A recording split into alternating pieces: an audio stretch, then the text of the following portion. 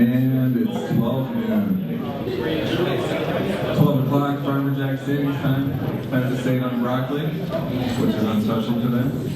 And welcome, folks. Welcome to LA2M. It is high noon, and my name is Derek Marabon. I'm CEO of Ingenix Digital Marketing, and I tend to start these meetings. I'm usually here. I wasn't here last week. Jim usually covered for me, but glad to be here, and thanks to everyone who came. I'm just curious. How you doing, sir? I'm curious, how many of you are first-time LA2M first-timers? Okay, welcome all you newcomers. It's great. It's was it the topic that brought you out? Was it the topic, the speaker? Why did one of you first-timers come? I'm just curious. Topic? Topic and an invitation. Where'd you hear about it? Dave Murray. Ah, Dave Murray, thank you. Big designs, Dave Murray.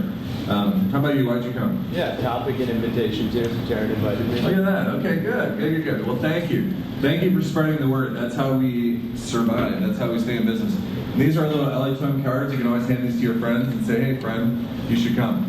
So we do have good speakers. We meet every Wednesday, except for Christmas and New Year's. And we're here every Wednesday, and we have great speakers. You're going to hear a great speaker today.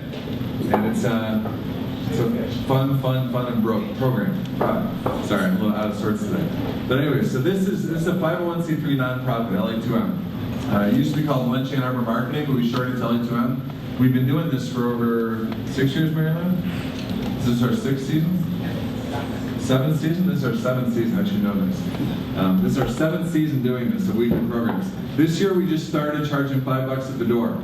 So, I hope that's not shocking, but for many years we passed the hat, and what happened was we were kind of going into debt. We were running below costs, so we now do pass the hat at the door for $5, which I think is still fair. It's a great program. And then if you want lunch, that goes directly to Conor O'Neill's.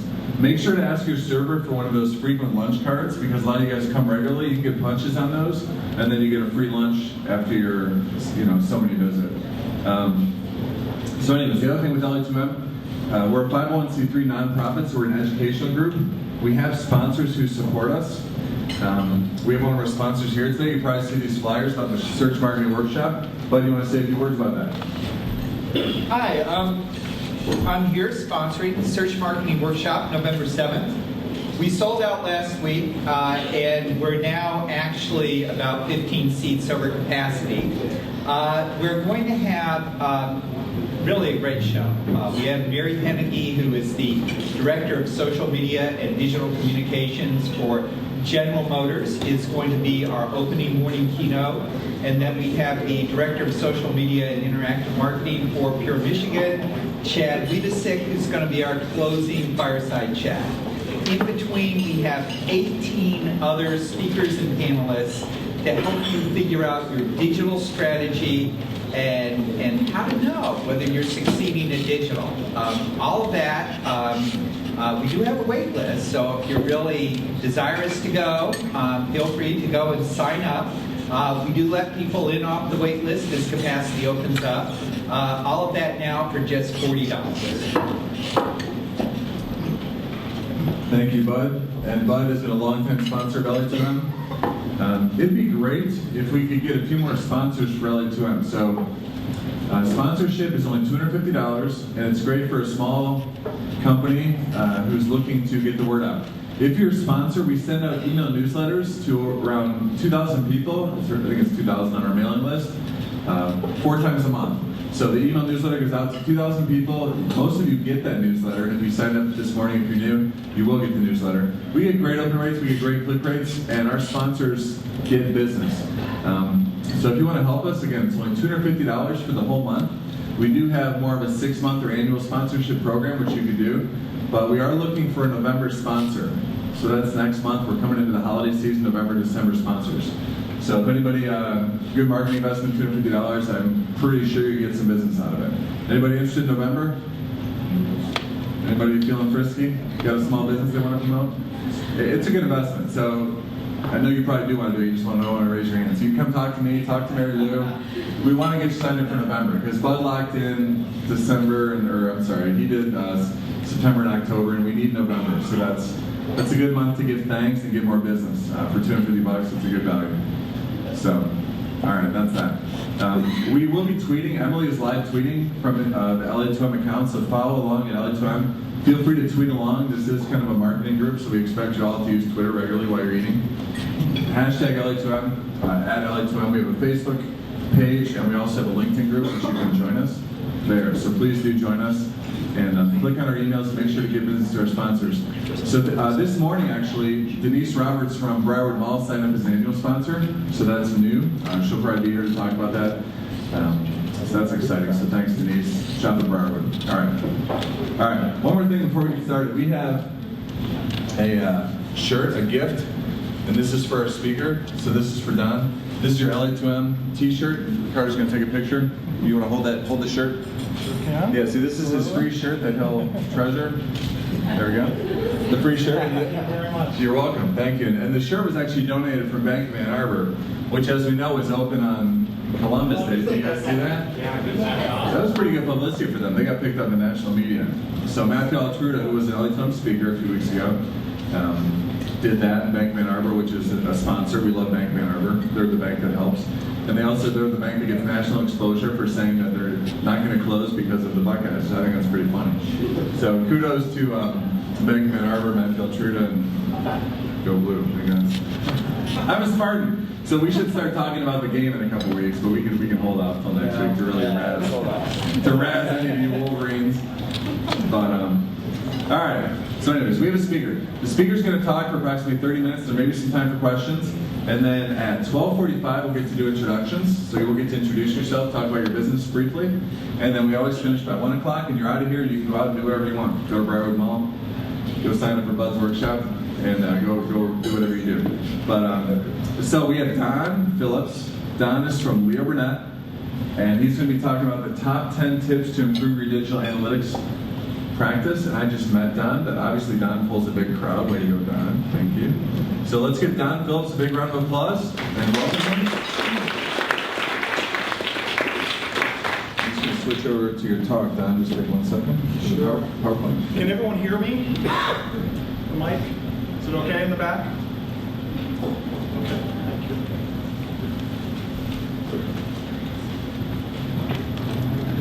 We're on here directly. Oh, sorry, guys.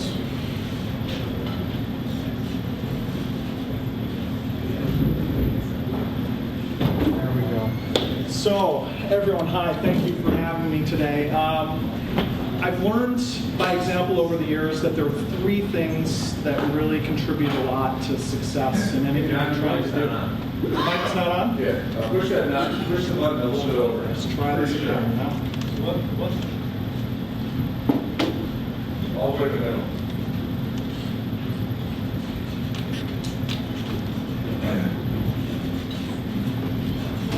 Snap in. Snapping in. Push it towards the big stick in the middle. I have. Sorry, I'm moving slowly, but I have a bad technical look. Let's just get this working real quick.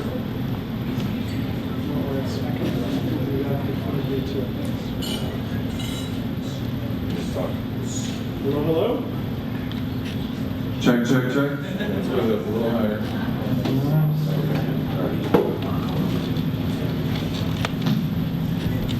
Okay, I think I'm right now. Can everyone hear me?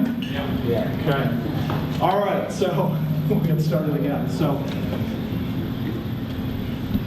there have been a few things that I was taught, from experience in terms of success in really any endeavor. And excellence, simplicity, and focus are 3 things that I've been taught over the years. And this came from an uncle of mine who unfortunately passed away a few years ago. He was a great guy.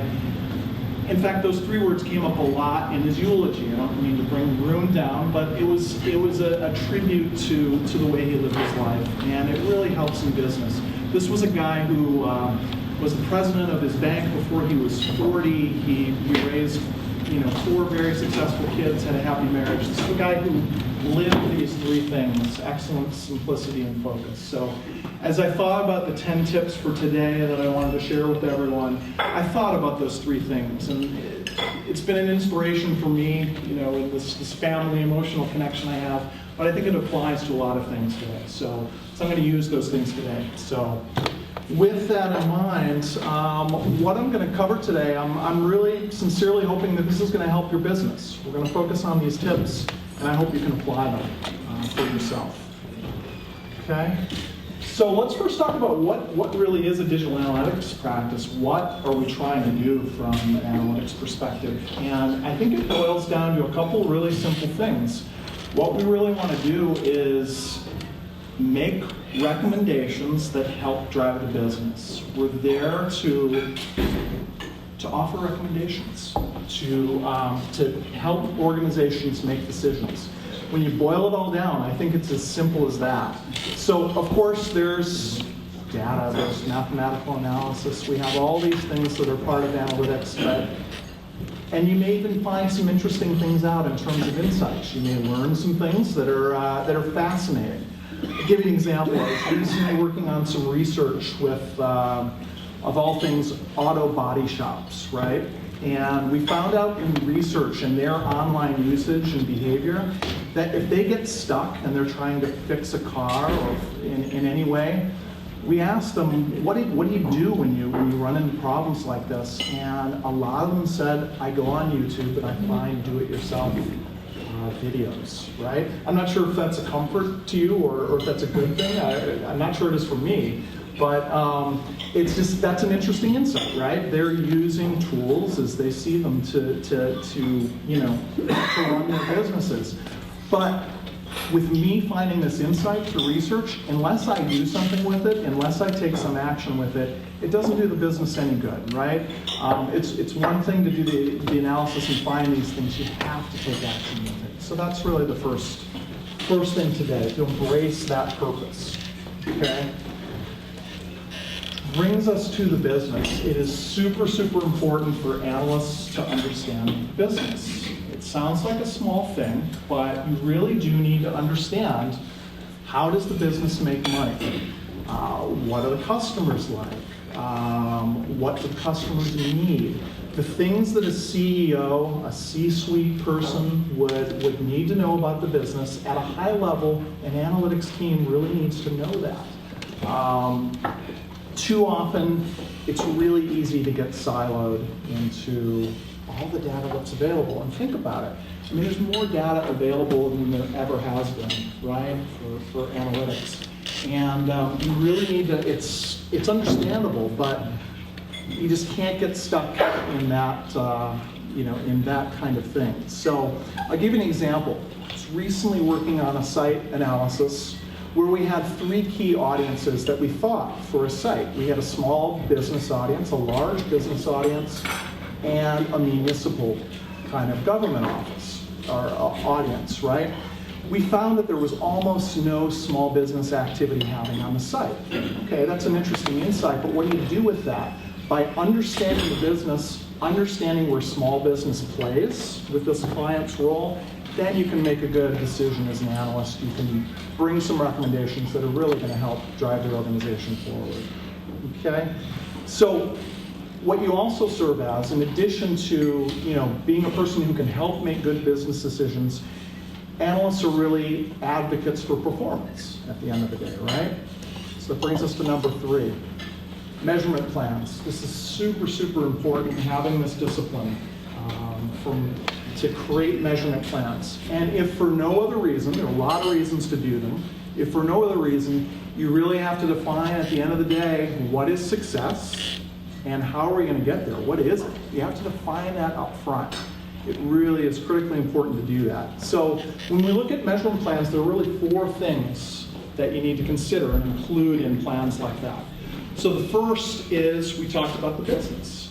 Have to understand the business objectives, however you need to get them, right? If you need to talk to senior managers in your company, they may not even exist, depending on the company. You may have to take on a consulting process to really make sure that those business objectives, you can understand them and define them, because that's going to drive everything that happens in the measurement plan. So with that, you have measurement objectives, and then you have your key performance indicators, right? The actual metrics that define whether or not you're achieving your goals, right, from a measurement perspective. Okay? The other element of measurement plans that I think is really important to consider is the use of insight questions. And I'll get into a little more detail on this later, but insight questions are questions you ask in the strategic planning process to plan your optimizations, right?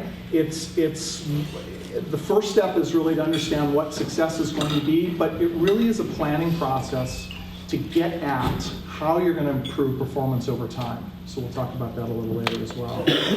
Okay, so measurement plans can take on a couple different forms. There's a more holistic, company-wide, enterprise-wide kind of form, and there are also project-specific things. So the former, the overall approach is definitely critical, in my opinion, but depending on your business and what you're doing, there are going to be needs on a project level as well to do that. Okay? With either approach, though, whichever way you go and what you're doing with your plans, staying focused is super, super critical. Okay? So that brings us to number 4. Your key performance indicators should be few and focused, right? This little device here is capturing what? Heart rates, blood pressure, pretty important things, right, for the patient. Your business, your organization is no different, right? It should be few and focused. And again, like we talked about, there are more things than we could ever measure before, but it's really important to drill down to what the most important things are. And if you go overboard with KPIs, if you have too much happening, inevitably two bad, undesirable things happen for you. The first is a strategic focus problem, right? If everything's important, nothing's important, right? There are always things that are more important than others. Sometimes it's hard to drill down to those things, but you have to get to that point. The other thing that's a practical limitation, right, of having too many KPIs is that there's just not enough time in the day. It's a pragmatic decision. I would much rather do something really well with 3 or 4 key things than spread myself and my team too thin with 20 or 30 things. You really need, as an analyst, the thinking time to come up with those actions, right? And make sure that you're helping the business in the way that you want to. Okay? I've been asked before by clients, to give an example, to do measurement plans with 20 or 30 KPIs before. But clients have come up with lists, and they're that long. And it takes an education process to walk through that and really try to get your focus on 3 to 5, being a good rule of thumb for things like that. And that's especially important when you come to the creation of targets, right? KPIs need targets as well, and that's number 5 today. Okay. So they keep you focused because you're setting a very specific goal, right? But they're also very important to provide the context, right, of what is good and bad. If I told you that my website has a 2% sales conversion rate, is that good? Is that bad? So what? I mean, is that a good thing or not? Unless you have a context of either benchmark performance or a target of some sort, you're not going to be able to really tell your boss or your clients if that's a good thing or not. Context is super, super important. So I'll give you an example of a successful way that this has come to fruition with some of my clients.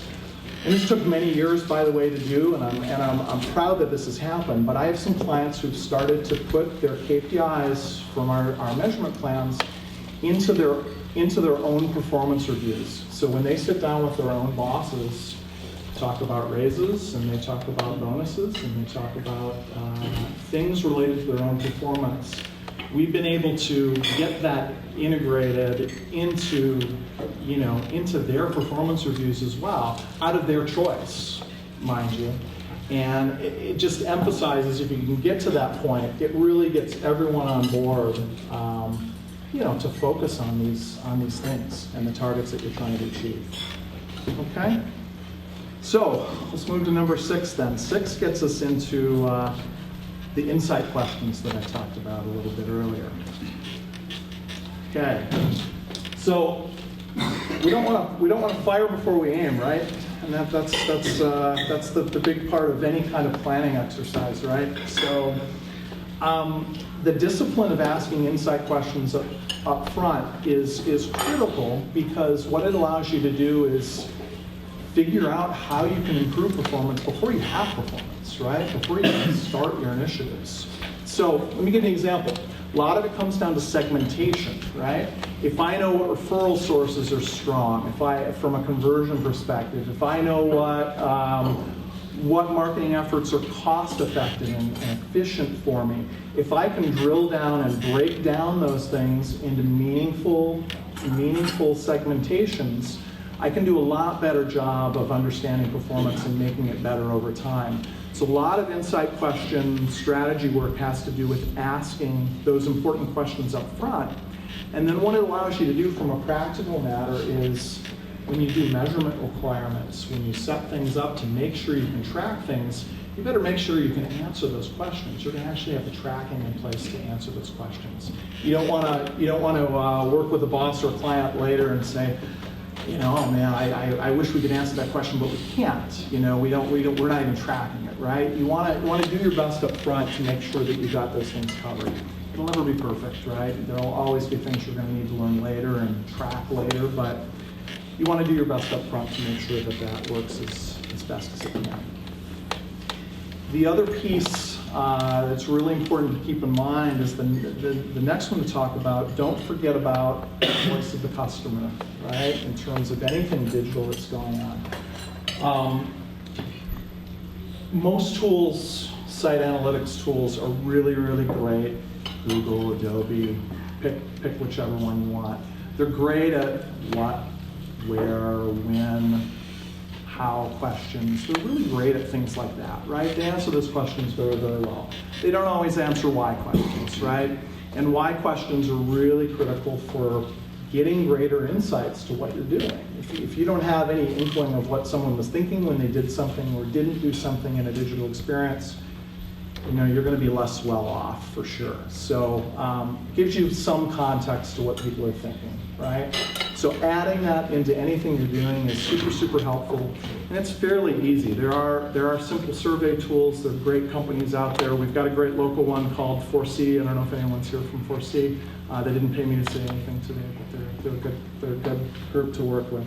So let me give you a few examples of things that we found out from voice of customer and projects that I've worked on. So one is we've got feedback on site features, for example, that we don't have that customers ask about, right? And that alone is a good thing to learn. But then when you do some competitive analysis and you take it a step further, maybe you find out your competitors are, not only do you not have it, but all your competitors do. And we've come across situations like that where there are features that we want to add that we get clued into from our customers, and our users of our digital experiences will give us that feedback, and that's helpful to do.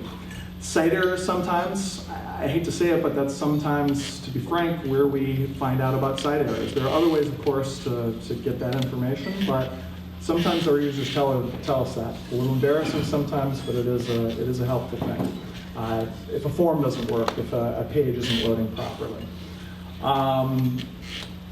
Another thing that we do a lot with voice of customer stuff are kind of your basic site satisfaction and task completion questions. If someone rates us a 6 out of 10 or a 5 out of 10, that's a pretty average score from a site satisfaction perspective. I'd like to know a little bit why that is. What are we missing? What are we not doing? What can we do better, to make that digital experience better for them? So that's a really, really important thing. So the other thing to keep in mind with all this stuff, we're getting some insights from consumers. We're getting an inkling into what their thinking is, but there are limitations, right? We can't understand and measure everything. Some of you may know this quote from Albert Einstein here. Not everything that counts can be counted. Not everything that can be counted counts, right? He didn't actually write that on the blackboard. It was photoshopped in. But you get the idea. It's something that that he has attributed to say. And it's true, right? I mean, at the same time that we can measure more than we've ever measured before, it's not perfect. There are going to be limitations to what we can do, and I think a healthy attitude towards that is helpful. And it helps you focus on what's worth the effort and what's not. Because there are crazy things you don't expect that happen sometimes. I mean, I give you a great marketing example and public relations example this year. The ALS Ice Bucket Challenge this year. Who would have predicted something would have exploded like that in terms of the data that it drove and the money that drove for that great cause. Another example, sales attribution, the holy grail of digital analytics, right? There's some great work being done out there for sales attribution, but it's hard to do, right? It's really hard to do. You have to decide if that's a priority you want to take on in your business, and if you think that can help you. And sometimes it can, but it's a tough road. So you have to understand that there are limits to doing things like that and really understanding attribution. So sometimes, there's some magic in the universe, right? And things happen in your program, but you can't always connect people's thoughts and feelings to their behaviors online. You do your best to focus on the things that can drive the business and help things out. Okay, so we're down to the last two, everyone. So I'm going to focus the next two on analytics presentations. I'm sure a lot of you have sat in on these before. And this is really the key to making them work. They've got to be simple. They've got to be simple when you're doing analytics presentations. Analysts, myself included, we pride ourselves on our math skills and the curiosity to find the truth. And we'll do crazy spreadsheets and we'll do all these things. But in the end, all the detail is not as important as I think it is sometimes as an analyst. I mean, you're right. I mean, you really need to keep things simple. Not everyone is a math person. Not everyone embraces that. Again, like any presentation, know your audience. You may have some clients who really love that kind of detail, but analysts sometimes get in the kind of mode of people have listened to me. I'm trying to tell you this great thing, and here are 20 pages that I'm going to dig into all these numbers to show you. Refrain from that, right? You need to keep things simple. So a few ways you can do that with analytics. Every business has its jargon, right? I've gone through some of it a little bit today, maybe more than I wanted to, but limit that jargon as much as you can in terms of terminology and things like that. Keep it simple. Keep it in lay terms for most of your audiences, right? Keep in mind that PowerPoint slides aren't meant to put 200 data points on, right? And keep it very simple. The PowerPoint's meant to support and help what you're trying to say from an analytics perspective. It doesn't have to have all the detail, right? That being said, one of the things I really advocate for a lot as an analyst and as a head of an analytics team is, this is going to sound funny, but use as few numbers as possible. If you can get through some presentations with very few numbers at all, sometimes none, depending on what you're doing, that's okay. You can have really large appendices, right? All that great analysis you did, I did this awesome regression model and the statistical analysis proved this, put it in the back, put it in the appendix, right? It's important that it was done, it's an important thing to have, but put it in the appendix. So that all leads us to my last and 10th tip here, and that relates to what all this simplification brings you to, which is telling a story, right? We got Mr. Jobs here, right? Steve Jobs obviously was very much known for simplicity and focus with Apple. That was a big thing. But if you've ever looked at any of the old YouTube videos for product announcements and things like that Steve Jobs did, he was a really great storyteller. Sure, he talked about technical features of the devices and things like that, but he didn't go crazy. He didn't go overly into detail. He talked about how these products would change your life and how they would change your business and your work. And much more lofty, real kind of things like that these products and things could do for you. So let's be honest, analytics presentations can be really, really boring. When you're overdoing it with numbers, and the more complex they get, the harder it gets to get your message across. So I've got 3 tips within this tip to look at and how you tell a story from an analytics perspective. One is, first of all, tell people what was going on in simple terms, right? If you're reviewing a month of information, you're reviewing a test you did, tell people what was going on, right? Set the stage, provide some context for what you're going to talk about. Next, talk about what you learned, right? We did this test, we did this thing during this time frame, and we learned ABC. We learned a few things, okay? And then most importantly, this is kind of going back to one of my earlier slides, what is the action? What do you want people to do? What are you going to recommend now that you've done that? So again, what went on? What did we learn? What did we get out of this? And what are we going to do now, right? Because again, if you don't provide that information, your purpose as an analytics practice is to provide recommendations to help run the business. If you don't do that, you're not doing your job, frankly. And you need to provide those recommendations, okay? The other thing too, keep things as visual as possible. Part of the storytelling, part of the simplicity. There's a great book I read recently called Brain Rules by John Medina, and one of the areas of the book talks about how visual we are as human beings, and that visual things are going to trump everything else. They're much better than spoken alone, written alone. Tying different ways and things together are always going to help get a message across, especially things that are visual. So that helps you to tell the story. Okay? All right, so here's today's story. Here's what we talked about today. So we talked about analytics practice. The role is really to help businesses and organizations to make a decision. That's really what it is at the end of the day. To make good decisions, you have to understand the business so you can apply that to your analysis. You need to have the discipline of a measurement plan, right? That's tied to the business objectives. There's few and focused KPIs, your vital signs for your business. Keep that focused. You set targets so you have something to shoot for. You bring in the voice of customer to get further insight into what's happening. Know the limitations. You can't measure everything, even though it seems like you can sometimes. And then when you present things, keep it simple and tell the story when you do. Okay?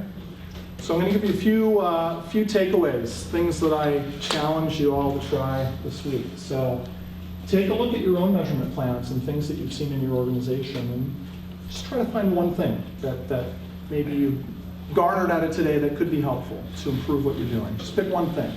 Same thing with presentations. When you're looking at analysis and seeing an analytics presentations, what can you do to simplify it?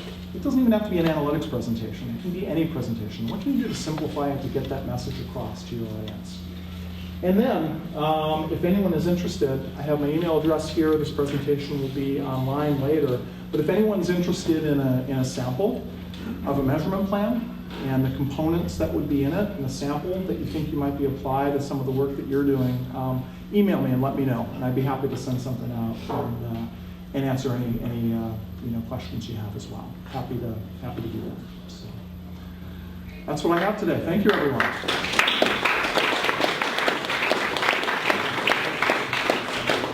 Any questions? So we have some time. Don't raise your hand. I got the mic for you for questions.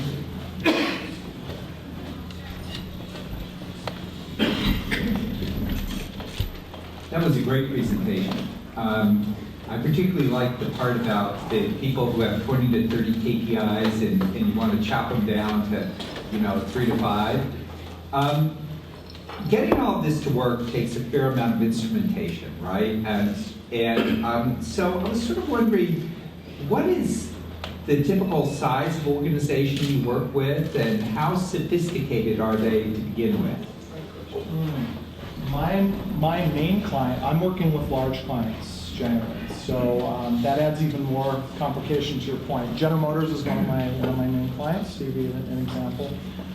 So yeah, it does take some coordination to get it done. One of the things that we do when we do measurement plans from a General Motors perspective is I work at an ad agency, but there are 5 other ad agencies that are working with my clients as well, if not more.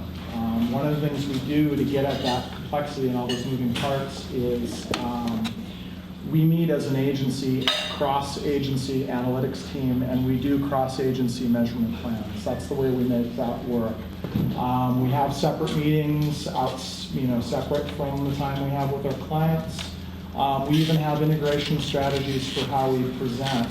So we can present in an integrated way, and we set the agendas together. We come up with our presentations together. We have a common narrative and version of the truth that we're all speaking. So it takes a lot of extra work, especially with larger clients and a lot of varied groups and companies to work with. So it can be done, but it takes some extra work. To your point. So I have a question. I'm sure you use some very big, sophisticated tools for clients like GM. Are there any tools that you could recommend that smaller companies might use that you would suggest for pulling some of this data? Sure. I'm a huge fan of Google Analytics. They just keep getting better and better and keep enhancing their system. The free version of Google Analytics is absolutely fantastic in my opinion. In some ways, I like it. GM is an Adobe customer, so we're globally, GM uses Adobe. Adobe is great. It's also complex and a little challenging to work with sometimes too, to be frank. Google is simple, it works, it's free. I do a little bit of consulting work on the side, and I regularly recommend Google to clients.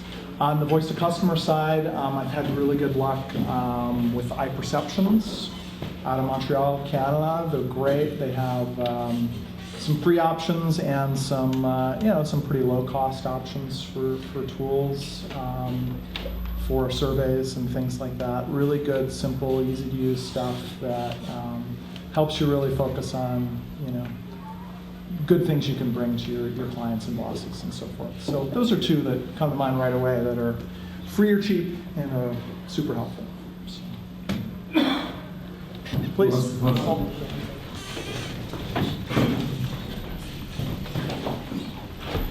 As far as keeping things focused, I'm a big fan of Google Analytics dashboards. I'm a consultant. I work with small businesses, sometimes just one person, and they want to know and be tracking a lot of things like, are people engaging with my content?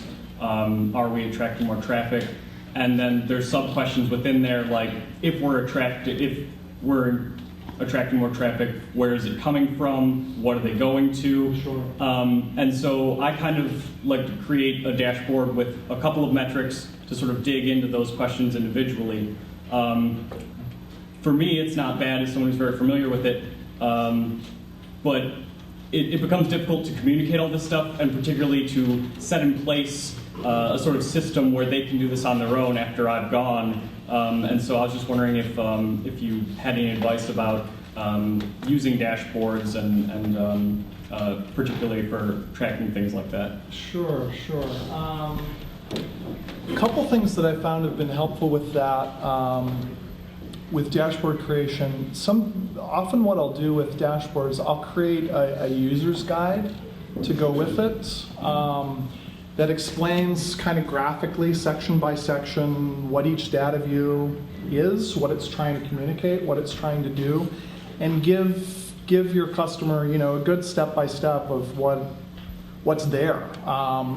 I use glossaries in dashboards as well, similarly. So if there are any terms or terminology that could be confusing, especially later after an engagement, right, to your point, so they can look back and say that, okay, that's what this metric meant. Another thing I try to do in measurement plans, I know I didn't show a measurement plan today, but one of the things that I always try to do as well is be very transparent about the KPIs and the math and the data sources involved with them. I think that helps down the road too, that, okay, this is exactly how I calculated this is exactly where I got the data, and to have that kind of detail in the notes, I think will help down the road if a client is going to take it over and do it themselves over time. So those few things I found to be really helpful. Thank you very much. Yeah. Any other questions? So I guess I'm curious, what kind of schooling did you have? How did you become an expert? And what advice would you have for us if we want to become an expert and learn more in this field? Sure. My background, I was worked in ad agency digital account service prior to being an analyst. So being an analyst is a career change for me. I've been doing it for about 9 years right now. And as far as education, a couple things I found really helpful. One, I did go back to grad school during work, and I thought I would hate my quant classes. I ended up loving them. I took them first because I thought I'd be miserable with them, and it's funny, I ended up being an analyst after doing that. But stats, all that stuff was just fascinating to me. I'd never taken those classes before. So being exposed to different things like that I hadn't been exposed to before really helped. A couple other things I've done from an education perspective. I've taken courses through the Digital Analytics Association out of Massachusetts. I've taken courses gone through several of their programs.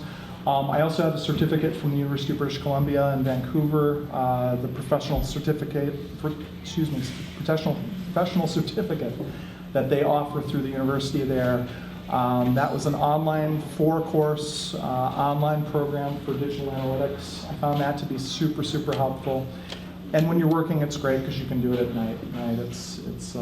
I unfortunately never stepped foot in Vancouver, which I do need to do eventually. But the course was great. So between the Digital Analytics Association and just exposing yourself to different courses like that, it's all been really, really helpful. Wow. So you've worked for it sounds like. It's fun now. Yeah, it's good. Is that University of British Columbia? Is that where you did the online courses? Was it at UBC? It was at UBC. Right. Yeah. Very, very worthwhile. I found it very good thing to do. So real quick, this is slightly off topic, but today's Sean's last day, our waiter, this big tall guy that's been serving us for a long time, he's leaving. So let's give him a quick round of applause. We got a job at Quicken Loans, which I think he's moving up. He's going to go be successful. So thanks for the great service, Sean. We will miss you. All right. We have time for one last question, or should we just go to introductions? Anybody want to grill him one last time? Or? All right. Let's give Don Phillips a big round of applause. Thank you, man. Wonderful lecture. I can tell you edited it and simplified it and made it very effective, and it was inspiring. So thank you. All right, so now we get to introduce ourselves, which is everyone's favorite thing, at least for the extroverts. The introverts try and hightail it out the back door before the mic gets to them, but no, please stay. It's going to be okay. We're all friends. Okay, so anyways, we're going to start with Buck Gibson up front, but the trick is to stand up, project who you are, what your company is. If you're looking for something real quick, you can ask for that, and then pass the mic, and we'll get all the way around the room in 15 minutes. It's a miracle that happens every week right here at LA2M. And here's Buck Gibson, folks. Hey, I'm Bud Gibson. I created the search marketing program at the College of Business at Eastern Michigan University. I really liked what Don was talking about in terms of KPIs, getting even small organizations down to those, typically for us, 2 or 3 things they want to achieve out of their website is like step 1 in getting any engagement to succeed. Hi, I'm Steve Fire. My company is Decisive Web, but we're in transition, so it's not really all that important to know who I am right now. I enjoyed the talk very much. Thank you. Hi, I'm Lucy Johnson. I'm a designer and WordPress developer at Shoe Designs. I'm Ross with 3.7 Designs. If your marketing materials aren't connecting with your customers or your website, doesn't address as a result, you can give us a call. We also run the local WordPress meetup. It's the last Wednesday of every month. It's free. We talk about all sorts of WordPress things, so you should check it out. Hello everybody, I'm Dave Murray, the big guy with Maniacs Branding. I really like that a lot of the talk was on simplicity and focus because it doesn't get much simpler than me. But also, as far as brand strategy is concerned, simplicity and focus are huge. And that's a lot of what we do because with a marketing plan, without a brand, isn't worth a damn. Yeah, I did that. Go on. I guess I should do. Hi, I'm Christina Sarmington, and I work with Dave at Maniacs Branding. Another way to figure out if you need our help is by looking at analytics and your numbers over time. If you're not seeing what you like and you really want to find out a different way to go, you can pretty much just give us a call and we can let you know if your brand is being positioned correctly or if it's being marketed correctly, and we can help you out with that. Reach us at maniacsbranding.com. Thank you. Hello, my name is David Coleman. I work for Brand New. What we do is work with brands and retailers to align their position and pricing online as well as in store. Hi there, first time LA2M participant, Dr. Nathan Arbor with Canopy Chiropractic, focusing on structural correction. If you're sick and tired of being sick and tired, there might be an underlying shift that could be causing those interferences. So we do something different, unlike traditional chiropractic that a lot of people have heard about. We're not here for pain, we're here for structural issues. So Dr. Nathan Arbor with Canopy Chiropractic, find us on Facebook or at canopychiropractic.com. Thank you. Hi everybody, I'm Stephanie with Canopy Chiropractic. Shift happens, so come and find us. Our little ask is we're new to the area. We're transplants, so if you can't place the accent, I'm from Utah. And so we're a long way from home. We love to make new friends. We love going out and hanging out with people. So if you like to socialize, please come and find us. We're looking for friends.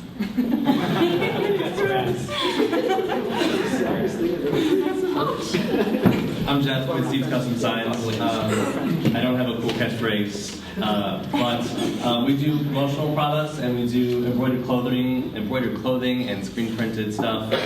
We also do custom signs, so if you need anything like that, business cards, pens with your logo on them, we do all that stuff. My name is Aaron Arbor, founder of Mars LLC. I translate complex concepts into simple motion graphics. www.translatetechnology. My name is Rob Lamontagne. I'm the content director for a boutique agency here in Arbor called Renew Creative, and I also help small business owners to understand offline and online marketing so that they can get more customers and do what they do best, which is serve their customers rather than trying to figure out how to get more of them. Hi, I'm Gavin. I'm Tiny Mighty, and we just help little businesses be as big as they can. Hi, I'm Wendy Hi, most of you. I'm a local author. And Ross, run to LA City Walks, and my book is River Walks, and I work at Ross. Where do you meet? And is it Wednesday night, the end of the last Wednesday of the month? Yeah, Wednesday at... That's it. Oh, this LS&A building. LS&A building. On State Street. LA Building, State Street, last Wednesday of the month. Yep. At 6. 6 p.m. Yep. Thank you. Hi, I'm Tom Bobby. I'm with a company called Jackson Dawson, and we're searching for a digital marketing strategist at the highest level. So if you are interested, just let me know. Hi, my name is Greg. I work for a company called Sagra. We make mobile health and wellness apps. And we also have kind of under our umbrella, it's called the Really Useful Information Company, also known as Truic. We just got an app approved on the Apple App Store today. So if you guys could, we're working long and hard on it. And if you guys, I have cards for it. If you guys want to download it, it is free. And review, share, whatever, really helps us out. So. Okay, I'm Carlos Marcano, and I also work with Greg. I'm a 3D animator and digital artist for the company. And yep. Oh yeah, the app is called Achieve Brain Training. Hi, I'm Andrea Kelly. I'm the Senior Project Manager at Visionex. Hello, my name is John Wright. I am the Senior Web Developer at Visionex. Super senior. Hi everyone, my name is Jordan Bruce. Thank you for your presentation, Don. It's really informal.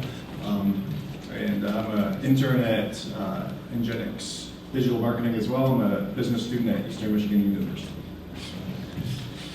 Hi, I'm Emily Boney, and I'm an intern at Ingenix as well. Hi, I'm Dr. Siri Krugowski. I'm with Life Force Wellness Center, and I actually specialize in animal chiropractic. We're having an open house November 1st, so for a small donation to the Humane Society, you can get yourself or your pet adjusted. Hey everyone, I'm J.D. Leonard. I am creating an online course to teach people how to travel around the world for free in business class through credit card application bonuses and trying to maximize that kind of extreme couponing style.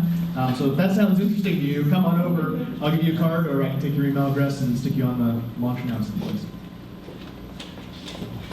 Hello, I'm Steve Bachman. I work with a company called Migrate Kid. We're actually a nonprofit that works with kids with special needs and autism.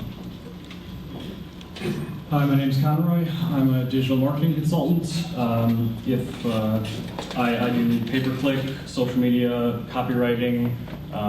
If you're trying to track your data or you need help understanding what those numbers mean, come talk to me about what you're trying to do online or what you want to do online, and we'll see how you could do it or how you could do it better. Thank you. Hi, I'm Todd White. I am a senior software engineer at the University of Michigan, and I come here because I want to be able to communicate well with my own marketing department. Hi, my name is Jocelyn Pazlowski. I'm with the Center for Automotive Research, and I handle their marketing and communications. Hi everyone, I'm Hayat Galkani, and this is my first LA2M meeting, so nice to meet all of you. I used to be a brand manager at P&G, so I made the move both from corporate and from Ohio to come to Michigan and also start my own business. My business is called Ability to Engage, abilitytoengage.com, and I help both large corporations and small companies that are just starting out with brand strategy, marketing plans, and consumer insights.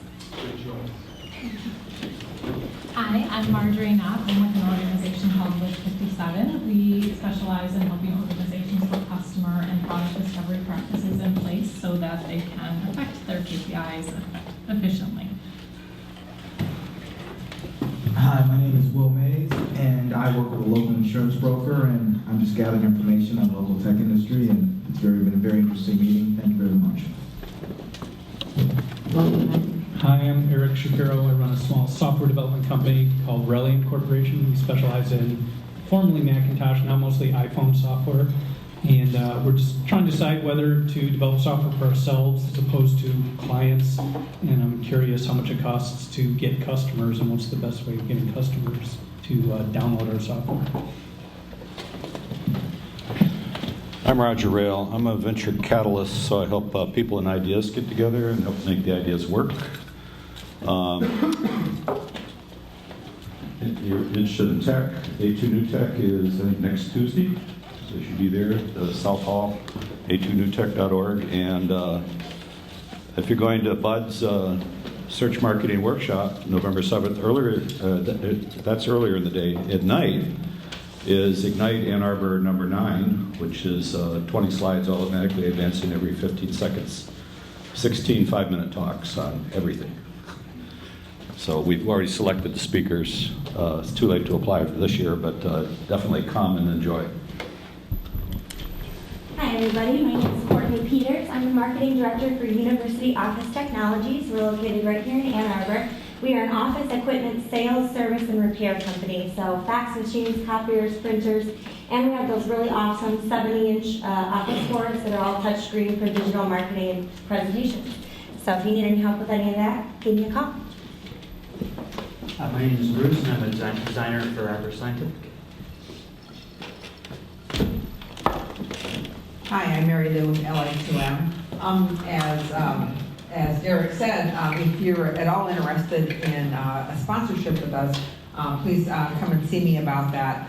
It surprises me every time the number of opens that we get on our email newsletter, and also the number of clicks that our sponsors get, because we include their website information and anything that's a particular interest that they would like to have mentioned about their business, includes logos and that sort of thing. And it is a weekly newsletter that goes out to almost 2,000 recipients. So look around the room. You guys are the folks that the email newsletter will be going out to. If you think these folks are qualified customers, then you definitely want to come talk to me about a sponsorship. Also, if you have suggestions for speakers, we're planning the 2015 portion of our programming, so let me know about that as well. Good afternoon. My name is Don Shelby III, and I'm with the Creative Group. And what we do is we place highly skilled creatives and marketing professionals on a project or contract to hire basis. So anything creative, we got you. Hi, my name is Tarun Gahani. I help people get better results online through search engine optimization and WordPress web design.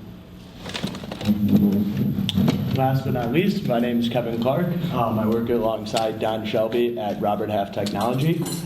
Here today to learn more about what my clients want in marketing analytics and also to connect people. Like I know there were some consultants in the room, help get them connected with our clients and place the best people, the best in analytics with our clients in order to fulfill their needs and understand where they're coming from. My first LA2 meeting today too. Thank you, Don, for the good presentation. So feel free to come up and talk to me.